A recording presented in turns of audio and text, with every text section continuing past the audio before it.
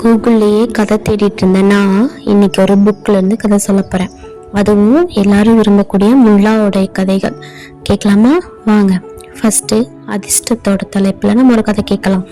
ஒரு நாள் முல்லா ஒரு ஊரை வந்து அடைந்தார்.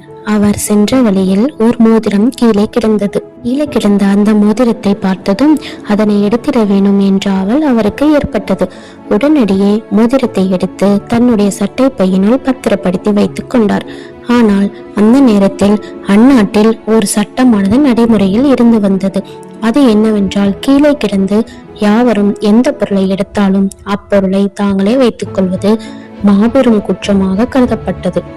ஒருவர் தான் கண்டெடுத்த பொருளை சந்தையில் கொண்டு சென்று மக்கள் கூடுகின்ற இடத்தில் காண்பித்து 3 முறை உரக்க கூறிட வேண்டும். அப்பொருளை யாரும் உரிமையுடன் கேட்டு பெறவில்லை என்றால் அதன் பின்னர் அப்பொருளானது எடுத்தவருக்கே சொந்தமாகிவிடும். முல்லா இச்சட்டத்தினை நினைத்து பார்த்தார்.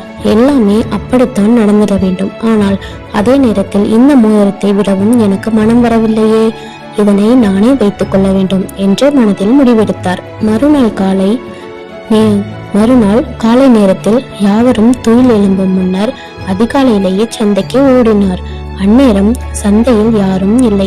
சந்தையானது வெறிச்சோடி காணப்பட்டது.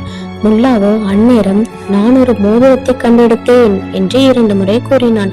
3ஆம் முறையில் அவர் சொல்லும் முன்னரே சிலர் சந்தையை நோக்கி வந்துவிட்டனர். இதனை எதிர்பாராத முல்லாவோ திடுக்கிட்டார். நாம் சொன்னது இவர்களின் காதுகளில் விழுந்திருக்குமோ?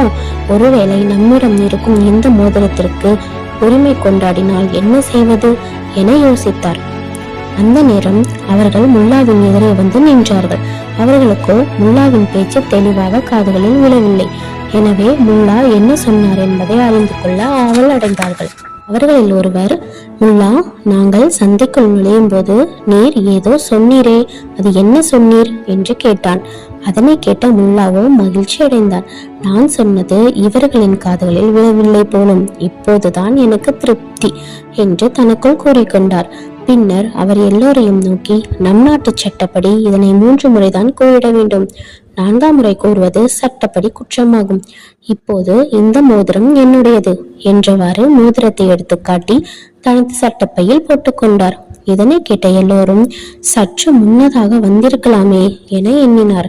முல்லாவோ எதனை பற்றியும் கவலைப்படாமல் நமக்கு இன்று அதிர்ஷ்டம்தான் என்று நினைத்தபடி வீட்டை நோக்கி சென்றார்.